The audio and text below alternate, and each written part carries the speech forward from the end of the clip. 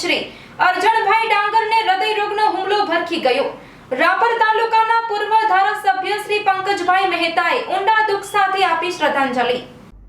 રાપર તાલુકા પ્રાથમિક શિક્ષક સંઘ પ્રમુખ અને અયોધ્યાપુરી પ્રાથમિક કુમાર શાળા આચાર્ય અરજણભાઈ ડાંગરનું હૃદય રોગના હુમલાથી અવસાન થતા સમગ્ર વાગડ વિસ્તારમાં શોકની લાગણી છવાઈ છે।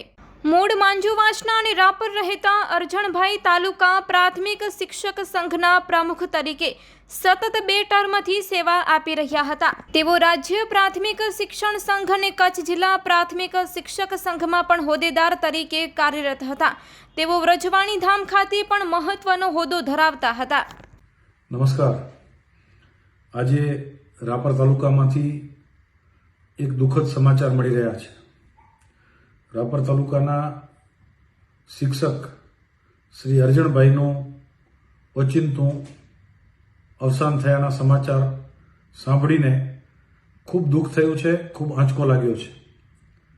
અરજણભાઈ સાથે લાંબા સમયથી કામ કરવાનો મોકો મળ્યો હતો। તેઓ શ્રી શિક્ષણના કાર્યથી ઓતપ્રોત થઈ ગયેલા વ્યક્તિત્વ હતું।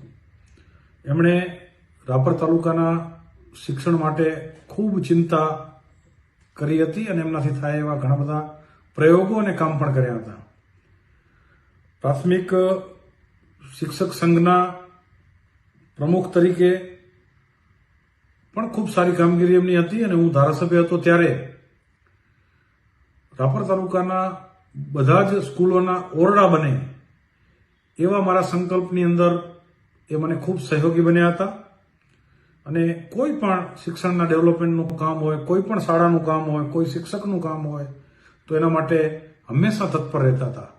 આદરણીય નરેન્દ્ર મોદી સાહેબ જ્યારે ગુજરાતના મુખ્યમંત્રી હતા ત્યારે શાળા પ્રવેશોત્સવનો કાર્યક્રમની અંદર રાપર તાલુકામાં તેઓ શ્રી આવ્યા હતા અને મોદી સાહેબ ફતેહગઢ, માંજુવાસ, મોમાય મોરા એ વિસ્તારના ગામોની અંદર લગભગ આખો દિવસ રહ્યા અને બાળકોને પ્રવેશ અપાવ્યો અને એમાંથી કેટલીક સમસ્યાઓ સામે આવી હતી કે કેટલાક બાળકો એ સ્કૂલની અંદર એની હાજરી બોલતી હોય અને ત્યાં માટીની અંદર કામ કરવા માટે જતા હોય તો આ શાળા પ્રવેશોત્સવના કાર્યક્રમ પછી હું પોતે એ માંજુવાસ અને બાકીના ગામોમાં ગયો હતો અને ત્યાં અરજણભાઈનો ખૂબ સારો સહયોગ મળ્યો।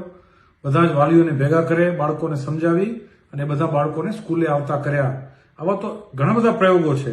એમણે એક કાર્યક્રમ કર્યો હતો આંતરિયાળ રાપર તાલુકાના છેવાડાના આંતરિયાળ વિસ્તારના બાળકો એ પણ દિલ્હીની અંદર જાય, દિલ્હી દર્શન કરે, હવાઈ મુસાફરી કરે, રાષ્ટ્રપતિ ભવનની અંદર જાય, ગગન વિહાર કરીને કાર્યક્રમ કર્યો હતો અને ત્યાંથી મને ફોન કરે કે અમે અત્યારે બાળકોને રાષ્ટ્રપતિ ભવનમાં લઈ આવ્યા છીએ।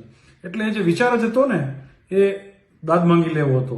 એટલે ઉત્તમ વ્યક્તિત્વ, જે શિક્ષણને સમર્પિત વ્યક્તિત્વ ની આજે ન કેવળ કોઈ એક ગામને, એક સ્કૂલને, પરંતુ આખા રાપર તાલુકાના શિક્ષણ જગતને ખૂબ મોટી ખોટ પડી છે। પરમ કૃપાળુ પરમાત્માને પ્રાર્થના કરીએ કે અમારા ભાઈ જેવા મિત્ર, શિક્ષણ પ્રેમી, કારણ કે એમની પ્રવૃત્તિ મને ગમતી હતી, એવા વ્યક્તિત્વને આજે પ્રભુ શરણે ગયા છે એ પવિત્ર આત્માને પરમ કૃપાળુ પરમાત્મા પરમ શાંતિ અર્પે અને એમના પરિવાર, એમના મિત્રો બધા ઉપર જે દુઃખ આવી પડ્યું છે એ સહન કરવાની પરમાત્મા શક્તિ આપે। ઓમ શાંતિ શાંતિ શાંતિ।